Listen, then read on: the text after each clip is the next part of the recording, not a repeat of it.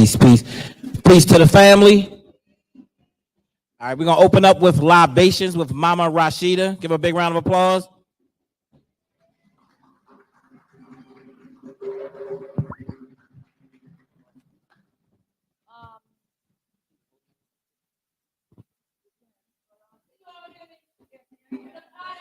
Person, so I think I can project my is it good? But if not, I can, okay. So we want to remember our ancestors. We started with the drum, and we want to remember those great ones who came before us, on whose shoulders we stand. Had our ancestors not been here, we wouldn't be here today. Is that right? So we want to remember them. If we stand tall, it is because we stand on the mighty shoulders of those who've gone on before us. So we call on the name of our great creator, who's known by many names: Allah, Jah, Jehovah, Takantalawankantanka, Aludamare, Nami, Gao, Great Spirit. We call on the creator of us all, and we all say, Ashe. We pour libation to those that sit at the foot of the creator, the Neteru, the beings of light, the Orisha, and we all say, Ashe. We pour libation to those who came from that spot of ground known as Africa, the birthplace of and home of civilization, right? And we all say, Ashe. We pour libation to those who came in the hulls of slave ships in the Great Ma'afa across the Atlantic Ocean, and we all say, Ashe. We pour libation to those of our ancestors who worked on plantations of terror from sunup to sundown, and we all say, Ashe. We pour libation to those great ones, those freedom fighters, because we never accepted slavery. We were always trying to find ways to be free. Let's call out their names. The Honorable Elijah Muhammad. Call out their names, y'all, our freedom fighters. Malcolm X. Call out their names. Call out their names. And we all say, and I'd like you to remember the line of people that you hail from, the line of people you come from. Were they not here, you would not be here. Call out their names. Betty Barrett, Summerfield Turner, Larry Arvin, and we all say Isaiah Foreman Bay. And we all say, we pour libation to those born, unborn, remembered and unremembered, and those of our ancestors who courageously stood up for justice, freedom, and truth. And we 3 times say, Ashe, Ashe, Ashe. Oh. Thank you. Test. May be seated, fam.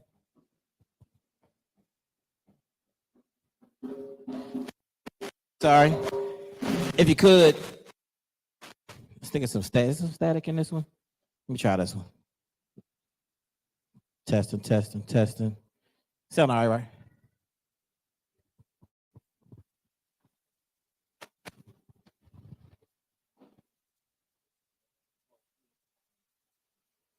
Just listen. I'm gonna bring it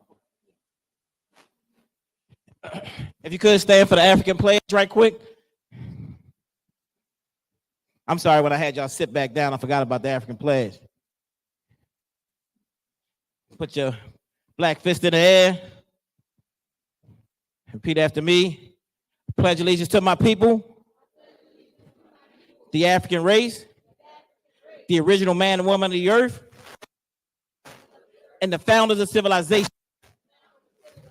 I pledge to continue the struggle, which will help to bring my brothers and sisters to total freedom. I pledge to study and discipline myself mentally, physically, and spiritually, so that I may grow into a soldier for justice, because my people need strong and intelligent warriors. I pledge to live my life standing tall for a person on his or her knees is not respected. But if I'm challenged, then I must say that I will not surrender my position, my dignity, but instead, we shall endure until the final victory is won. Ah, shit, you may be stating yourselves a round of applause. Let me try this one right here. That microphone. It's a microphone right here. No, microphone. Oh, and my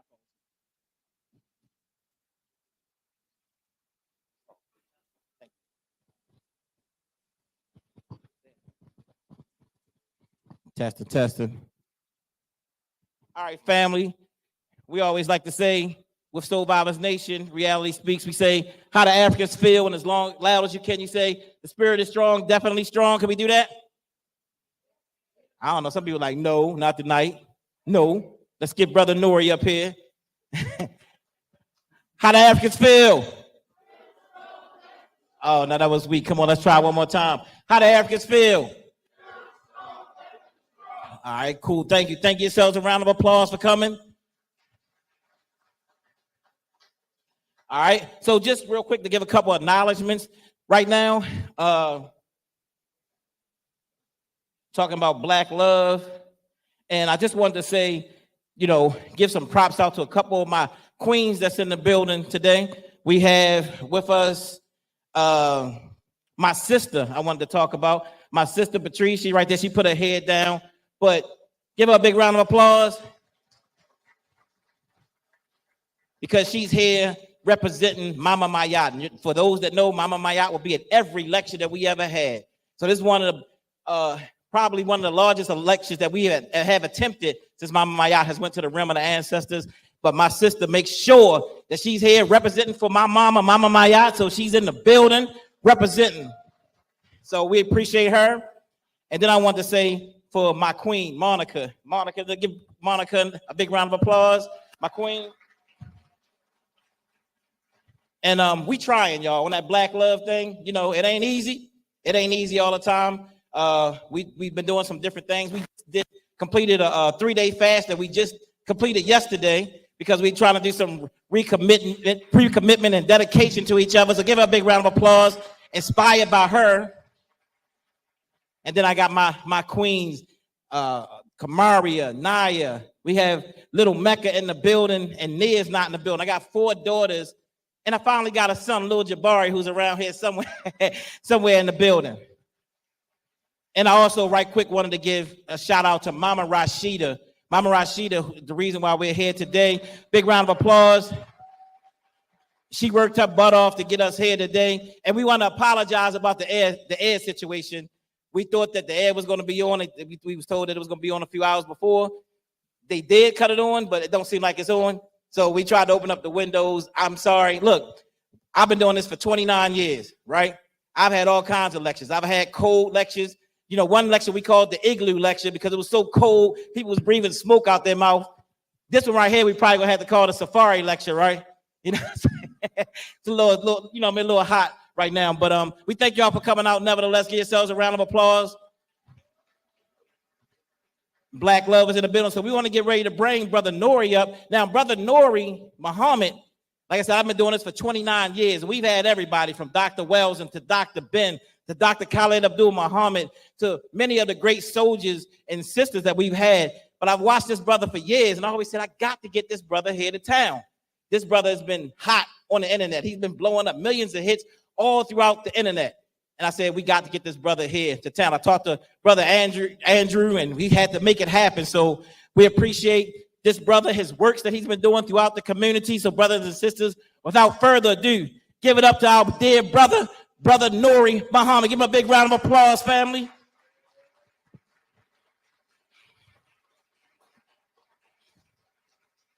As he comes up, I forgot one of my queens, my mother-in-law, Sister Nancy. Give Nancy a big round of applause. Miss Nancy, she holds it down for the family all the time. Give her a big round of applause, family. Appreciate it. Yes, sir. Yes, sir. Assalamu alaikum. In the name of Allah, the Beneficent, the Merciful, I bear witness that irregardless to land, language, label, creed, class, or color, race, religion, or ritual. No matter what name you call him by, there is but one God. We thank that one God for his many messengers, warners, and prophets. We thank him for granting us 4,000 years ago with Moses and the Torah, 2,000 years ago with Jesus and the gospel, and 1,400 years ago with Muhammad and the Holy Quran.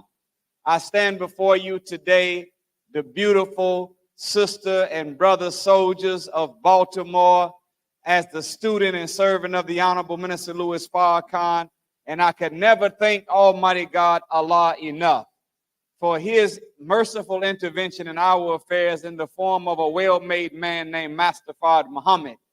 We thank him for coming among us and raising up in our midst his messenger, Messiah, the most honorable Elijah Muhammad.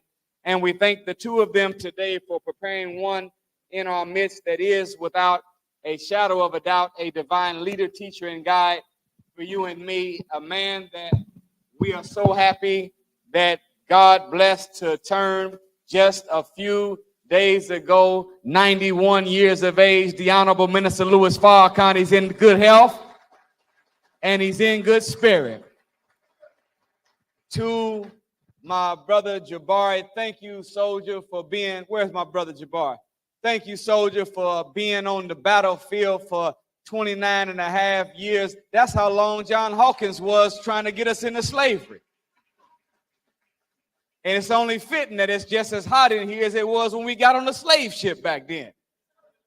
But the difference between Jabari and John is that John Harding Hawkins lived among us on the Nile River for 29 and a half years, never telling a lie to gain our trust, to get us on the slave ships, to get us from on a 9,000-mile journey from Africa to America, to break us and take us from being the proud, powerful, pious, and productive people we were, and Caucasianize and Christianize and Westernize us and break us down as a people. So when we went through that heat of the 29 and a half year commitment to a struggle to make a slave by John, we became a broken people. But Brother Jabari's been on the battlefield doing these kind of programs for 29 and a half years, not to break us, but to repair us as a people. So let's give it up for our brother, Brother Jabari. Thank you. Thank you so much for putting this together, my brother. I wanted to today, let me see if I can make this thing stay up. Oh, there we go. We got motion. Oh, there, they got to tighten it up. All right, we good. Today we have the great task of really unpacking two subjects in one lecture. And the subject is how to love a black woman and how to love a black man. Whenever this flyer went out into the atmosphere, Brother Jabari, I started getting hits. Well, I'm gonna just tell you, from the brothers. And they asked, why you put how to love a black woman first? Why not how to love a black man? And I said, well, my brother, it's because a nation can rise no higher than its woman. The Honorable Elijah Muhammad said that when you teach a man, you teach an individual. But when you teach a woman, you teach a nation. He said that mother is the first nurse, the first doctor, the first teacher. And the Honorable Minister Louis Farrakhan said like this. He said, mama is God in baby language. Then he said this, there's no such thing as a no good woman. Any no good woman was made that way by a no good man. So if there's going to be something done that's going to get us up as a people, then we have to go after the first person that is the shaper and the molder of the sons and the daughters, and that is the black woman. Okay, only 3 of y'all agree with that. That's all right. Right now, only 1 in 4 eligible black women that are adults are actually married. So in the white man's economic system, we as a people are the last hired and the first fired. But in this social system, the black woman is the last married and the first divorced. 2/3 of all black children today grow up with a single impoverished black mother as their primary care provider. Something must be done. And we were in Pittsburgh and doing a press conference, and they asked a question. They said, why is it so important for you all to be talking about the family? And the thought came into my mind, I believe, from the Supreme Being. And I said this to the press, and I'll say it to you today, and tell me if it sounds like it's the truth. I said, we will never get the hood right until we get the home right. It's only whenever the home becomes that spiritual recharge center that we can unplug from this no good, wicked, white supremacist world and come back to an environment where there's nothing but love in the atmosphere. We can plug into it and extract from that environment both peace and power. But right now, just as it was whenever there was the North versus the South, in the American system historically, whenever there is a civil war, you are ineffective at any other external war. Well, we as a people right now, we are in a civil war. Black people killing black people wholesale. Oh, y'all didn't know that. Oh, maybe it don't happen in Baltimore. But in every other city. Do you know that in a 3-year time period, 2,000 to 3,000 black males are killed by police officers or correctional officers? But in that same 3-year cycle, 25,000 black males are killed by other black males. So we are dying from the police and the COs, but we are dying 10 times more from our own hands. In the world right now, not only is there a civil war where black men are taking each other's lives, but there's also a gender war going on. Black women versus black men. Black men versus black women. And it goes way past YouTube and the internet. You'll find that even in the homes where people call themselves husbands and wives, they are at odds with one another. And I'm going to say this to my sisters. The last thing that a black man wants to come home to after fighting in this world is to have to go round 2 with his own woman. And the last thing, brothers, that a black woman wants to come home to after fighting in this world is to come home to a man that ain't been fighting at all. Okay, sisters. Okay, hold on. Where's the cameraman? Time out. Look, we gonna do a take 2. Sisters, there's gonna be some stuff I'm gonna say that had you said it, you know it would create a problem. But since you're not saying it, I'm saying it. See, when I say it, it's gonna hit his mind one time. But then if you say, that's right, go ahead, clap, amen, hallelujah, something, then you have access to the ricochet effect. And that means that he'll hear one time from my mouth, but if you clap or bear witness, then the ricochet effect kicks in and it doubles the absorption capacity of the subconscious mind of that black man and makes the point go home. Y'all understand what I'm saying? Y'all want to try it again? Let's take 2. We're going to start with you, brothers, and see if y'all with it, all right? The last thing that a black man wants to come home to after fighting in this world is to have to go around 2 with his own woman. Oh, that was weak. I'm going to show you how to do it. Watch it. Now, when the sisters do it, you'll see what I'm talking about. And the last thing that a black woman wants to come home to after fighting in this world is to come home to a man that ain't been fighting at all.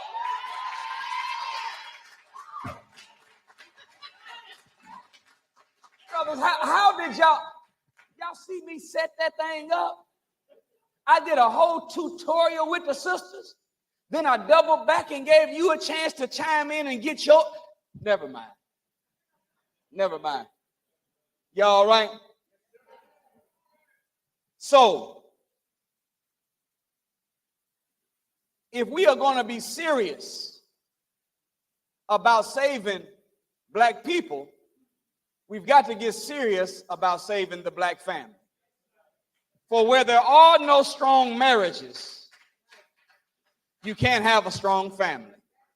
And where there are no strong families, you cannot have a strong community.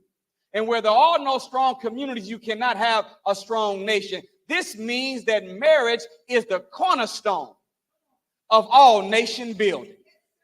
We have to figure out how do we get along well and stop the civil war between the man and the woman. And for the record, this gender war that you see played out on social media, this didn't start with some brother sitting behind a desk in a dark room talking about a high-valued man versus some sisters that was doing some FaceTime with him in the process. No, this gender war, male versus female, female versus male, black man versus black woman, black woman versus black man, started in 1712 with Willie Lynch.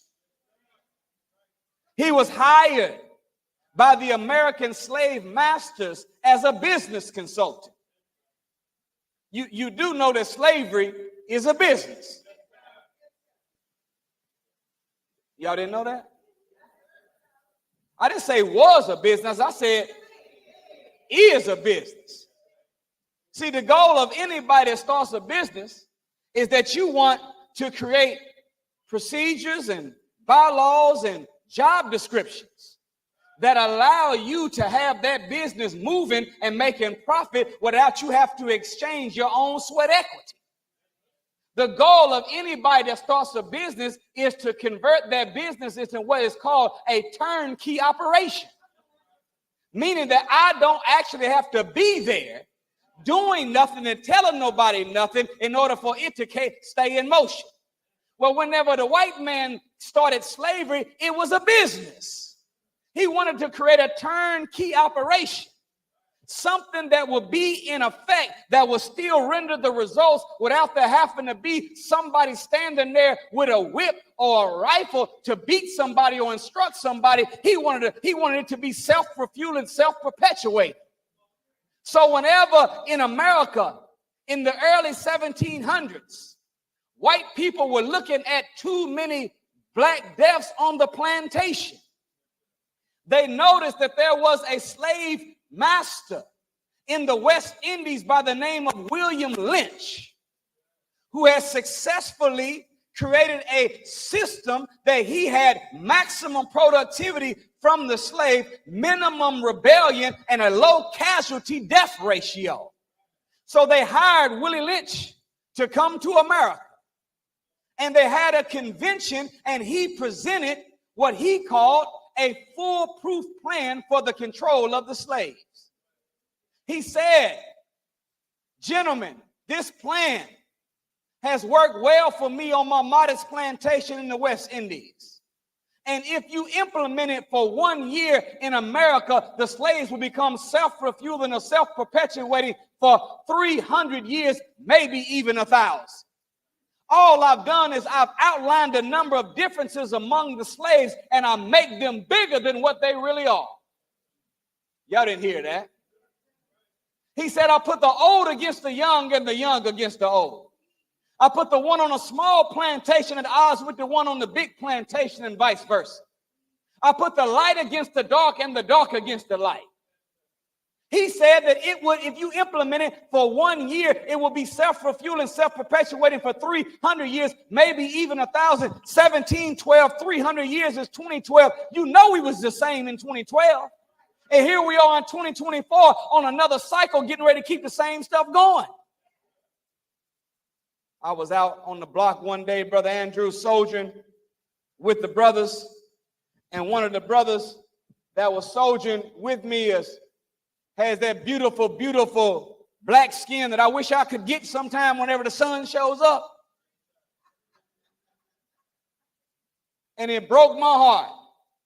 A sister told the brother, you know what? You pretty cute to be so black. As if black ain't beautiful. All the hues. And we got plenty of them. You got yellow, you got high yellow. That's me in the wintertime. Now, summertime, I get to get that brown, that caramel brown, that butterscotch. I'm on my way to toffee in 3 weeks. Oh, I don't even change my emojis from the summer. All my emojis is still dark skin, even when I turn white in the winter. But we brown, we dark brown, we black. Some of us blue black. Some of us blurple. That's so dark that you can almost see another color coming through. That's that beautiful. But the sign that what Willie Lynch put in motion in 1712, light against the dark, dark against the light, is still in effect. For that sister to say this in the modern times, you pretty cute to be so black. No, the blacker you are, the more cute you are. But she didn't understand that. When you're light skinned, they call that fair skin. But fair is an expression of justice. Think about that for a second. You got straight hair, you got curly hair, they call that good hair. Good is the correct conduct. Hair don't have conduct. You can have hair that's more manageable, but it can't be good or bad. Is that right? Back in the 70s, they used to have a saying: if you're black, get back. If you're brown, don't hang around. But if you're yellow, you're mellow. And if you're white, stay because you're right. Sickness among us as a people. Male against the female. Female against the male. This didn't come from social media. This came from the white man putting us against one another. You know why? In 1798, when Napoleon was hired by the European governments of this world, he was hired to destroy all images of what we will call black excellence right now. So he went into the mystery schools and destroyed all the images of the black inventors. He went inside of all of the temples and the cathedrals and the houses of worship and destroyed all of the images of the black messengers and warners